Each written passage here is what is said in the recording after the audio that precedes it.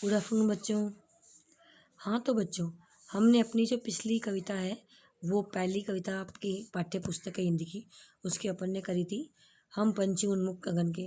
आशा करती हूँ आपको बहुत अच्छे समझ में आई होगी और उसके शब्दार्थ भी अपन ने कर लिए थे, उसके प्रश्नोत्तर भी अपन ने कल कर लिए थे।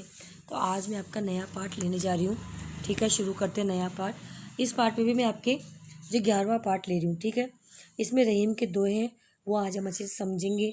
दोहे के एक एक शब्द का अर्थ देखेंगे और उन दोहों का सार भी देखेंगे। ठीक है, तो शुरू करें। चलिए, अपनी बुक और पेंसिल लेकर बैठ जाएं। उनके जहाँ जहाँ लिखे वो शब्दार्थ आप लिखें, ताकि बाद में आपको कॉपी में करने में आसानी रहे। ठीक है, तो आप सभी तैयार हैं, शुरू करें। चलिए, रहीम के दोहे, यानी रहीम दास जी हमारे हिंदी में बहुत अच्छे कवि हैं। ठीक है, इनके अधिकतर उन्होंने नीति पे दोहे लिखे हैं, यानी नीतिगत बातें, जो अच्छे ज्ञानवाचक, जो ज्ञान सूचक बातें होती है। ठीक है, वो बातें उन्होंने अपने दोहों के माध्यम से लोगों तक पहुंचाई है। अधिकतर उनके ऐसे दोहे ही आपको देखने और पढ़ने को मिलेंगे। तो हमारी पाठ्य पुस्तक में हमारे जो पाठ है रहीम के दोहे, इसमें भी इनके 5 दोहे हैं। पाँचों के पाँचों दोहे भी हमें कोई ना कोई शिक्षा अवश्य देते हैं। ठीक है, तो हम शुरू करते हैं। चलिए, कहीं रहीम संपत्ति सगे, बनत बहुत बहुरीत, विपत्ति कसोटी जे कसे, तेई साचे मीत। देखिए वापस, कहीं रहीम संपत्ति सगे, बनत बहुत बहुरीत, विपत्ति कसोटी जे कसे, तेई साचे मीत। अर्थात यहाँ रहीमदास जी कहना क्या चाहते हैं, इसमें रहीमदास जी सच्चे मित्र की विशेषता बता रहे हैं कि सच्चा मित्र जो होता है उसकी मतलब वह कैसा होना चाहिए, उसकी पहचान बता रहे हैं कि मित्र कैसा होता है। तो उसके लिए कह रहे हैं कहीं रहीम संपत्ति सगे। कहीं यानी कहते हैं रहीमदास जी संपत्ति यानी धन दौलत, है ना, कि रहीमदास जी कहते हैं कि संपत्ति के सगे, संपत्ति जिस व्यक्ति के पास खूब सारी धन दौलत होती है उसके तो संबंधी खूब हो जाते हैं। सगे यानी संबंधी, सगे यानी कहते हैं ना भाई सगा है हमारा, सगा यानी हमारा संबंधी है। इसमें कह रहे हैं रहीमदास जी कहते हैं कि जिस व्यक्ति के पास खूब धन दौलत होती है ना, जब धन दौलत होती है तब तो हमारे संबंधी खूब कर जाते हैं, कोई न कोई प्रकार से हमारे संबंध बनाने के लिए लोग आ जाएंगे। बनत बहुत बहुरीत, रीत यानी प्रकार से, तरीके से कह सकते हैं अपन, है ना। रीत यानी तरीके से, बहुत बहु यानी बहुत तरीके से, बहुत प्रकार के तरीके से, बनत यानी बनाते हैं, बहुत प्रकार के तरीके से बनाते हैं। क्या बनाते हैं? संबंध। जब पता था ना पैसे वाला, आपने नहीं सुना कभी होता है कि भाई वो फलाने जो है वो श्रीमान जी जो है बहुत पैसा, भाई वो तो करोड़पति है, तो बीच में कहता हाँ हाँ हमारे दूर के रिश्ते में ऐसे वैसे वो हमारे भाई लगते हैं, कोई कहेगा हाँ वो मेरे मामा जी लगते हैं, हाँ नहीं नहीं हमारे तो वो ऐसे लगते हैं।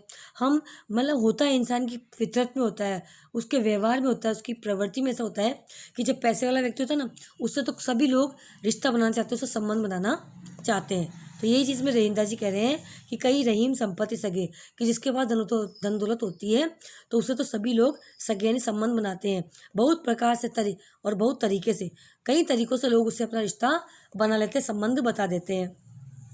विपत्ति कसोटी जे कसे, जबकि क्या कह रहे हैं कि विपत्ति यानी संकट के समय में, कसोटी यानी परीक्षा, कसे यानी घिसकर, यानी कि घिसकर संकट के समय, विपत्ति के समय परीक्षा में सफल कौन होता है? तेई साचा मीत। जो व्यक्ति विपत्ति के समय, पैसे धन दौलत के समय नहीं, विपत्ति के समय जो व्यक्ति परीक्षा में सफल होता है, यानी जो साथ देता है, वही सच्चा मित्र होता है। ठीक है ना भाई, कहने का मतलब ये है कि धन दौलत को देख के तो सभी लोग रिश्ता बनाने आ जाते हैं, लेकिन विपत्ति के समय जब धन दौलत ना हो, जब गरीबी हो, जब बहुत विषम परिस्थितियाँ हो, जब दुख दर्द हो, ऐसी परिस्थिति में जो व्यक्ति परीक्षा में सफल होता है, जो व्यक्ति आकर हमारा साथ देता है, वही सच्चा मित्र होता है।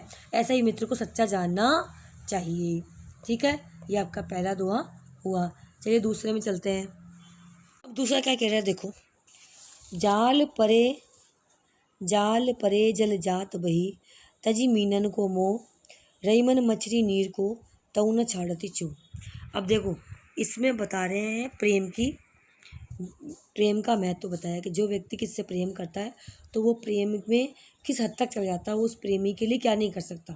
ये चीज़ बताया मछली के लिए। ये क्या कह रहे हैं, जाल परे जल जात भाई, जब जाल पड़ता है मछली को पकड़ने के लिए जब कोई जाल फेंकता है समुद्र में या नदी में, तो जाल परे जब जाल पड़ जाता है और जाल परे यानी जाल में फंस जाने पर जल जात बही, जल जो होता है पानी, जात यानी जाता है, बही यानी बहकर, जल जो होता है यानी पानी उस जाल में से बहकर निकल जाता है, जाल में मछली रह जाती है ना। यही होता है कि जब जाल फेंकते हैं नदी में या समुद्र में मछलियों को पकड़ने के लिए कोई व्यक्ति, तो जाल में फंस करके मछली तो आ जाती है लेकिन पानी जाल में से बहकर निकल जाता है। तो ये कहे जाल परे जल जात बही, कि जाल पड़ने पर यानी जाल में फंसने पर, ठीक है, जब जाल पड़ जाता है तो जाल में पड़ने पर या फंसने पर जल तो बह जाता है, जल जात बही, जल तो जाता है, बहकर निकल जाता है। तजी मीनन को मोह, तजी यानी छोड़कर, मीनन यानी मछलियों का मोह, मछलियों का प्रेम छोड़ करके पानी तो निकल जाता। पानी को मछलियों से कोई प्रेम नहीं है, कोई अनुराग नहीं पानी को। पानी तो जैसे ही जाल पड़ता है मछली तो जाल में फंस जाती है, लेकिन पानी जो है वो निकल जाता है, तजी यानी छोड़ करके, त्याग करके निकल जाता है वो तो मीनन के मोह को, मछलियों के प्रेम को। रही मन मछली नीर को, लेकिन रहीमदास जी कह रहे हैं मछली देखो कैसी है, वो पानी से कितना प्रेम करती है। रही मन मछली नीर को, लेकिन रहीमदास जी कहते हैं मछली नीर को तऊ न छाड़ती छू, लेकिन मछली जो है वह क्या करती है, बिल्कुल भी, है ना, छाड़ती नहीं। छो कहते हैं प्रेम को, साथ को, लेकिन मछली जो है ना पानी को बिल्कुल भी नहीं छोड़ती। अगर छोड़ती है तो अपने जीवन ही छोड़ देती है। जब वह पानी से अलग होती है तो यहाँ तक कि अपना जीवन तक त्याग देती है। पानी के वियोग में मछली अपने प्राण तक त्याग देती है। तो यानी तब भी, ठीक है। रही मन मछली नीर को तऊ न छाड़ती मुँह, तऊ यानी तब भी, लेकिन मछली ऐसी परिस्थिति में उसे पता है कि पानी के बिना मैं मर जाऊंगी, तब भी वह पानी को नहीं छोड़ना चाहती है। अगर वह छोड़ भी देती है तो उन्हें छाड़ती छो, वह प्रेम उस पानी से अपना मोह नहीं छोड़ सकती, उसका साथ नहीं छोड़ती है तो अपने प्राण तक छोड़ देती है, प्राण तक त्याग देती है। वह इतना पानी से प्रेम करती है, जबकि पानी ऐसा होता है जैसे ही जाल पड़ता है तो मछली का साथ छोड़ के निकल जाता है। तो इसी कहने का अर्थ है कि प्रेम करो किससे, तो ऐसा करो मछली जैसा। ठीक है, आया समझ में, ये वैसे समझ में आ गया होगा। चलिए अब तीसरा देखते हैं। अब इसमें देखिए क्या है, बहुत ही आसान है और बहुत ही अच्छा है। तरुवर फल नहीं खात है, सरवर पियत न पान, कहीं रहीम पर काज हित, संपत्ति संचयी सुजान। अब इसमें क्या कहते हैं, तरवर, तरवर यानी वृक्ष को कहते हैं।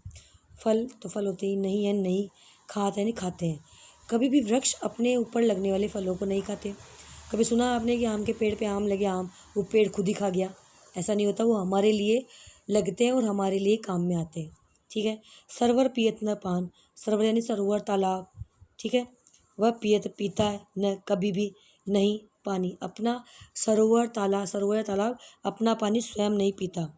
कहीं रहीम पर काजित, रहीमदास जी कहते हैं कि पर काज यानी परोपकार के लिए, दूसरों के ऊपर उपकार करने के लिए ही ये लोग जो हैं वृक्ष हुए, सरोवर हुए, दूसरों के हित के लिए कार्य करते हैं, परोपकार के लिए कार्य करते हैं, दूसरों पर उपकार करते हैं। संपत्ति संचय सुजान, रहीमदास जी कहते हैं कि परोपकार के हित के लिए, दूसरों का हित करने के लिए संपत्ति यानी अपनी धन दौलत का संचय करते, एकत्र सुजान। सज्जन व्यक्ति जो होता है परोपकार के लिए ही, यानी दूसरों के पर उपकार करने के लिए, दूसरों का हित करने के लिए ही अपनी संपत्ति को एकत्रित करता है, इकट्ठी करता है। ठीक है। वह सज्जन पुरुष जो होता है, सज्जन पुरुष जो होगा वह संपत्ति को एकत्र परोपकार के लिए करेगा। ठीक है जी। कैसे, किस प्रकार? जैसे खुद काम में नहीं लगा, लोगों की सेवा के लिए, लोगों को दान पुण्य करने के लिए, लोगों की मदद करने के लिए, लोगों पर परोपकार करने के लिए अपनी संपत्ति को काम मिलेगा। कैसे? जिस प्रकार वृक्ष जो है अपने फल खुद स्वयं नहीं खाते और सरोवर भी अपना जल खुद नहीं पीता, दूसरों के लिए दे देते हैं। वृक्ष पर लगे फल दूसरों काम आते हैं और सरोवर का पानी दूसरों के पीने के काम आता है। आया समझ में? तरुवर फल नहीं खाते, सरोवर पियत न पान, कहीं रहीम पर कार्य, संपत्ति संचय सुजान। सज्जन व्यक्ति जो होता है, रहीमदास जी कहते हैं कि संपत्ति का एकत्रीकरण यानी संपत्ति को परोपकार के लिए एकत्रित करता है। किस प्रकार?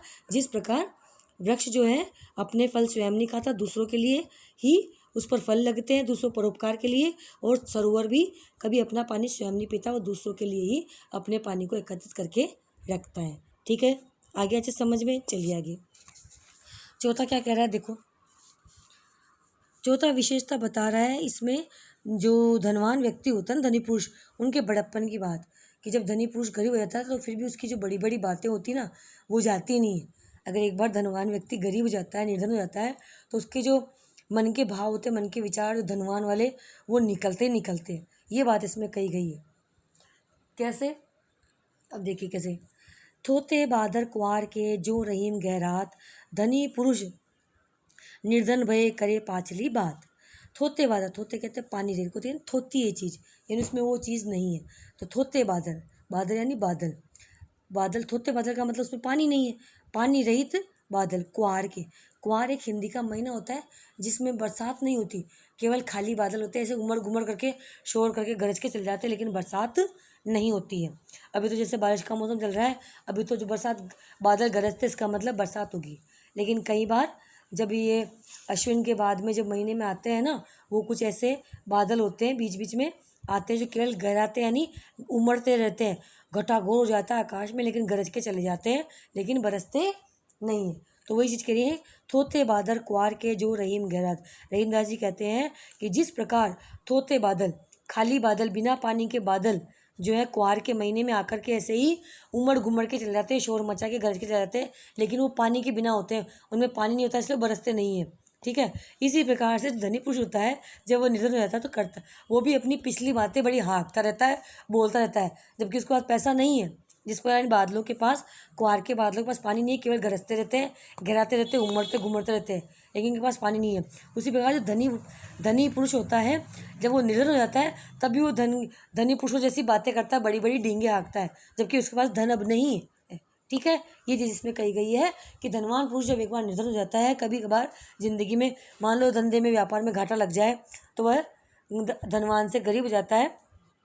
ऐसी परिस्थिति में कई धनी पुरुष होते हैं जो अपनी अकड़, अपना अहम, अपना अभिमान नहीं छोड़ते और पिछली बातें करे पाछली बात, यानी पिछली बातें, पीछे की बातें, यानी पैसे की बातें करते रहते हैं, बड़ी बड़ी बातें डींगे मारते रहते हैं। किस प्रकार? जैसे ये खाली बिना पानी का जो कुंवार महीने का जो बादल होता है, वो भी गरजता और गिराता रहता है। उसी प्रकार वो लोग भी धनी निर्धन होने पर भी पिछली बातें करते रहते हैं। ठीक है।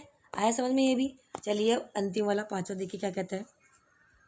धरती की सी रीत है शीत घामों में, जैसी परे सो सही रहे त्यों रहीम ये दे। क्या कह रहे हैं? धरती की सी रीत है, यानी कि धरती की कैसी रीत है? धरती की सी रीत है, धरती जो माता अपनी, धरती माता जो हमारी जन्मभूमि है, इसका कैसा व्यवहार है? रीत यानी उसकी रीति, उसका व्यवहार कैसा है? शीत घाम ओ में, शीत यानी सर्दी में, ठंड में, घाम यानी गर्मी या धूप में यानी बरसात के महीने में। शीत घाम और में यानी कि सर्दी में, गर्मी में और बरसात में, जैसी भी परे सो सही रहे, जैसी भी परिस्थिति हो, जैसी परे यानी जैसी भी परिस्थिति हो सो सही रहे, वैसी ही सहन करती रहती है। यानी हमारी धरती माता तीनों ही मौसम में समान रूप से धैर्य धारण करे हुए तीनों ऋतुओं कैसे सहन करती है। भयंकर सर्दी को भी सहन करती है, भयंकर गर्मी पड़ती है उसको भी सहन करती है, और खूब पानी बरसता, बाढ़ आ जाती है, चारों ओर पानी पानी होता है, फिर भी ऐसी परिस्थिति को ये धरती माता सहन करती रहती है। तो उसी प्रकार त्यों रहीम ये देह, इस प्रकार मनुष्य को भी अपनी देह ऐसे ही बनानी चाहिए, अपनी देह को ऐसे ही रखना चाहिए कि वह तीनों मौसम को सहन कर सके।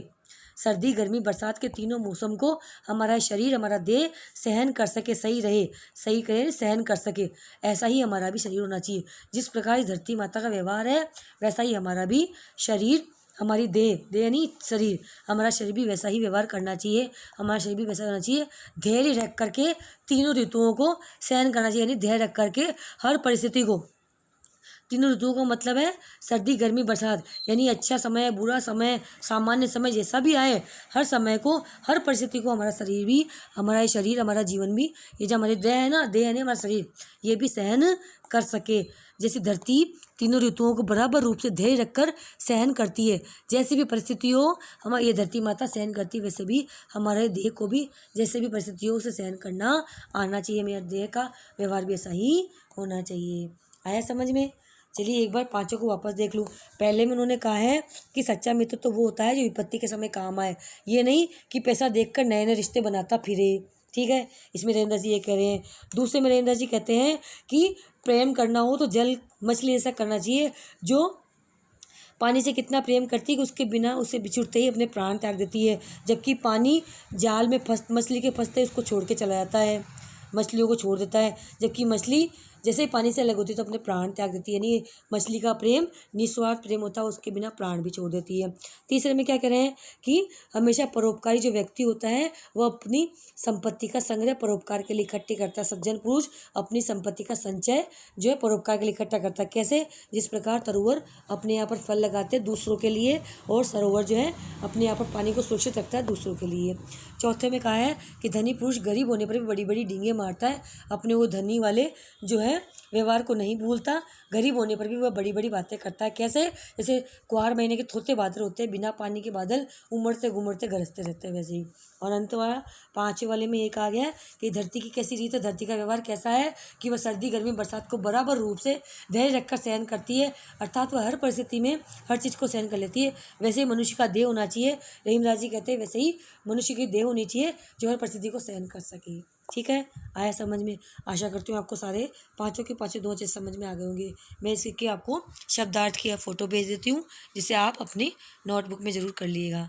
धन्यवाद।